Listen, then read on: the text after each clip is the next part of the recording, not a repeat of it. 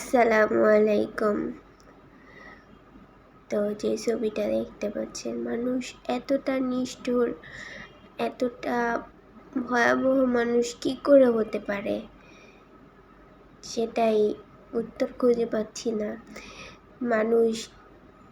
একটা মানুষ আরেকটা মানুষকে কি করে এরকম আচরণ করতে পারে, একটা মানুষের সাথে কি করে পারে?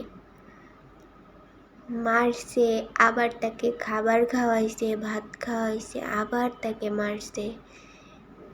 এটা আসলে কতটা নির্মমতা, কতটা ভয়াবহ!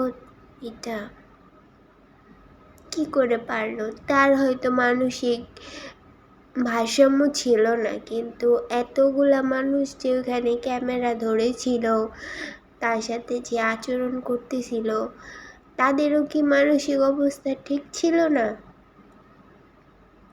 তারা কি করে পারলো তাকে এইভাবে পিটায় হত্যা করতে?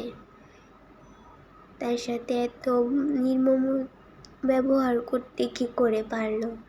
দেশে কি আইন নাই? আইন ছিল না? হ্যাঁ, যদি সে চুরি করেই থাকতো, চুরির শাস্তি কি মৃত্যু? চুরি করলে কি সেই শাস্তি এরকমভাবে মৃত্যু দিতে হবে? এতটা ভয়াবহভাবে খাওয়াইছে, আবার মারছে।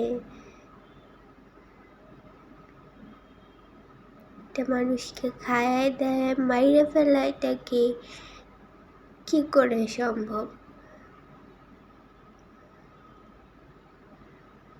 তাদের প্রত্যেকটা লোকের বিচার হওয়া উচিত, প্রত্যেকটা মানুষের। একটা মানুষ আরেকটা মানুষকে কি করে এইভাবে হত্যা করতে পারে?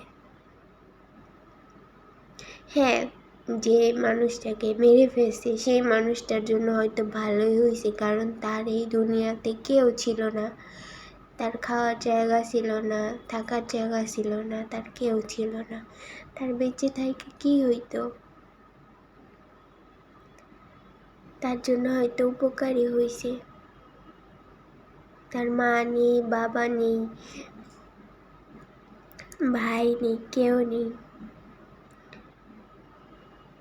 কোনো দাঁড়ানোর জায়গা নাই, কোনো কেউ আদর যত্ন করার কেউ নাই, দুই মুঠ ভাত কেউ মুখে তুলে দেওয়ার নাই। তো তারে মেরে ফেলে হয়তো তারা উপকারই করছে, ভালোই করছে, খারাপ কিছু করে নাই।